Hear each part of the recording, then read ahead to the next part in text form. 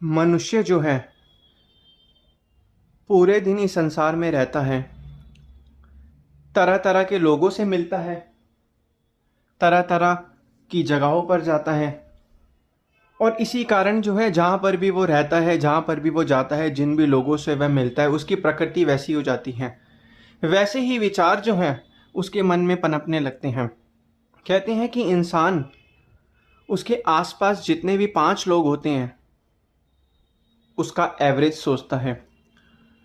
अब यह आपको देखना है कि आप किन 5 लोगों के बीच में रहते हैं।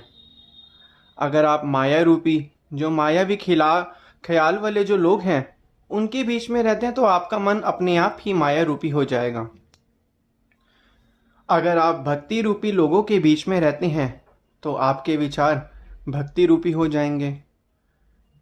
तो कहने का तात्पर्य यह है कि मन एक सफ़ेद चादर है, इस पर आप जो रंग डालोगे यह उस रंग का हो जाता है, इसका अपना कोई रंग नहीं है। तो इसलिए भगवान ने मन की प्रकृति ऐसी बनाई है कि मन जहाँ भी रहेगा, जिस भी वातावरण में रहेगा वहाँ का होके रह जाएगा। अब आप खुद अनुभव करिए, जब हम कभी दुख, चिंता और कलह कल्पना से परेशान होते हैं तो हम जब मंदिर, गुरुद्वारे, सत्संगों में जाते हैं तो हमारे मन को एक आराम मिलता है। वो आराम क्यों मिलता है?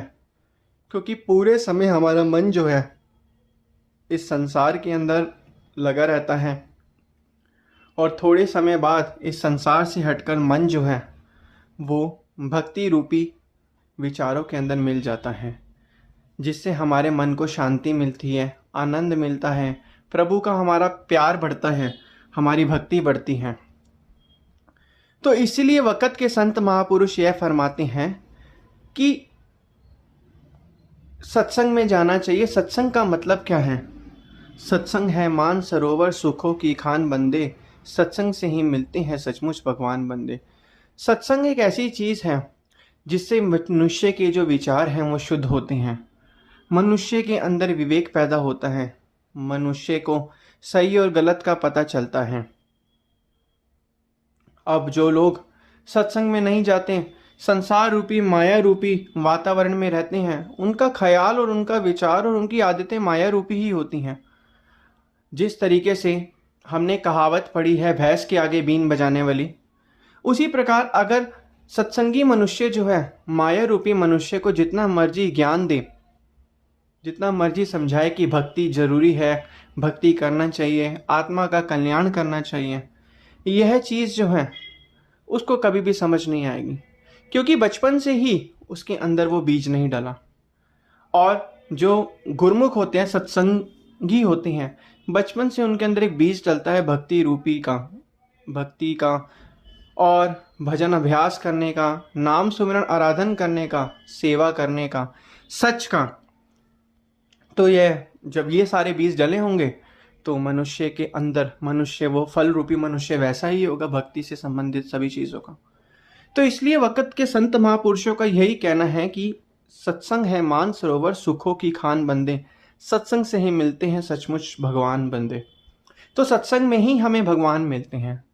कहते हैं कि सत्संग में आने से जो है हमारे जो पाप कर्म है वो नष्ट हो जाते हैं और हमें जो है एक आत्मिक शांति मिलती है, ऐसा आनंद मिलता है जिस आनंद को हम हर जगह ढूंढ रहे हैं, संसार की चीज़ों में ढूंढ रहे हैं।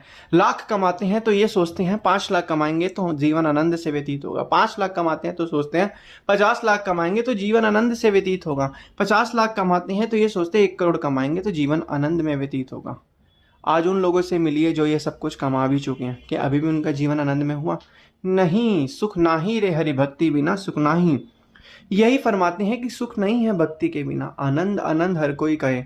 लेकिन आनंद कहाँ से मिलेगा, कहाँ से प्राप्त होगा? सत्संग में जाने से, भक्ति के नियमों को निभाने से, वक़्त के संतों महापुरुषों के चरण शरण में जाने से, उनकी आज्ञा और मौज में चलने से, उनके बताए गए नियमों की पालना करने से, ना कि संसार के ख्यालों को, संसार के कामों को। संसार के कामों को करते समय आपको तरक्की मिलेगी, अवश्य मिलेगी, लेकिन वो संसारिक तरक्की मिलेगी। अगर आप ये कल्पना करो कि मैं संसार के कामों को करके आत्मिक तरक्की प्राप्त करूं, तो ये तो आप धोखे में जीवन जी रहे हो। ये तो जीवन आप गलत तरीके से सोच भी रहे हो, गलत तरीके से जी रहे हो। तो इसलिए संतों महापुरुषों के यही वचन होते हैं कि जितना भी समय तुम्हारा बीत चुका है, अब अगर उस समय तुमने भक्ति करी है तो बहुत अच्छी बात है, लेकिन अब भी तुमने भक्ति नहीं करी, अभी भी तुम्हारे पास समय है।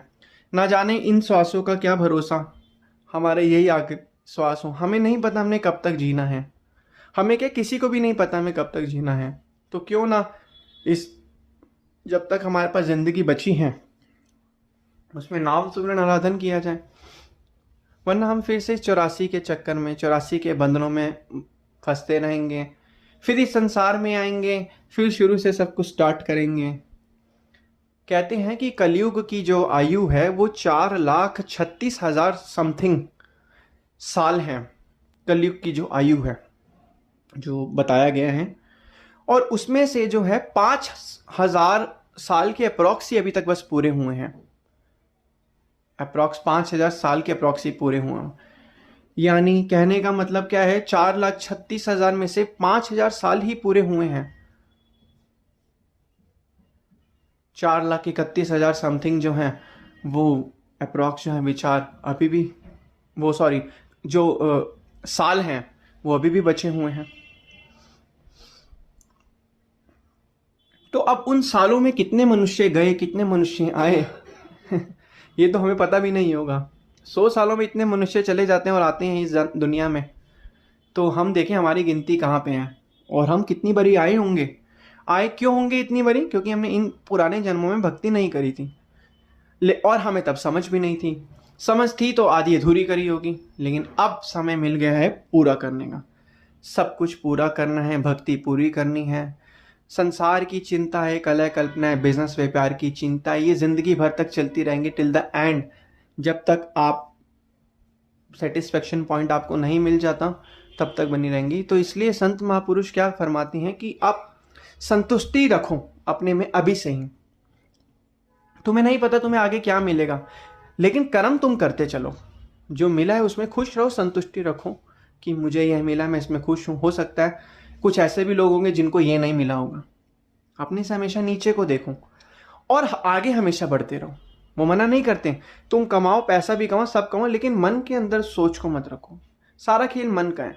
मन के अंदर अगर रखोगे तो मन परेशान करेगा, अशांत रहेगा। कमाते तो हम बचपन में भी नहीं थे, लेकिन तब भी खुश रहते थे, और आज कमाकर भी दुखी हैं। तो समझो इस चीज़ को। ये सब ज्ञान की बातें कहाँ पता चलती हैं? सत्संग में आने से।